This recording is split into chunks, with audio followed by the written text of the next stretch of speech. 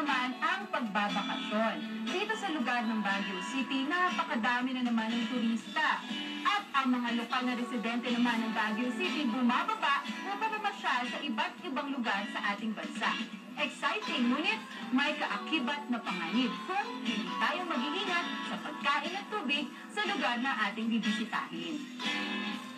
Pinakamadalas sa sakit ng mga turista ay ang diarrhea. Iba't ibang microorganism ang sangkot dito. Ngunit madalas, Escherichia coli ang sanhi. Collectively, ang tawag dito ay traveler's diarrhea. Dulot ito ng kontaminadong pagkain o tubig. Tinatawag itong traveler's diarrhea dahil madalas mga turista lang ang tinatamaan sa dahilan naka-adjust na ang sistema ng mga lokal na residente. Immune na sila, ika nga. Simple tips para sa ating mga turista. Iwasan ang mga buffet at ang pagkain tinitinda sa kalsada. Piliin ang pagkain kakainin. Siguraduhin mainit at kaluluto lang. Kakakulo ang sabaw, mainit ang kanin at huwag gumamit ng kung ano-anong sausawan. Uminom ng bottled water at huwag ang sinaserve na service water sa kahit anong restaurant.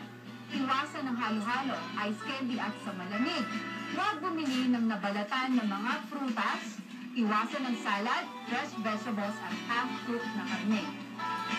At syempre, ang pinakasimpleng ginagawa ng lahat, ang paghuhugas ng kamay bago kumain. Ako muli si Doc G para sa tanong mo, sagot ni Doc.